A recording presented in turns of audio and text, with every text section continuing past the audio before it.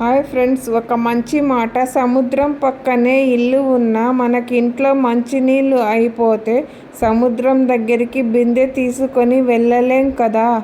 మనకి ఏదైనా సమస్య వచ్చినప్పుడు మన చుట్టూ ఎన్ని బంధాలు ఉన్నా మనల్ని అర్థం చేసుకునే వాళ్ళ దగ్గరికే మనం వెళ్తాం.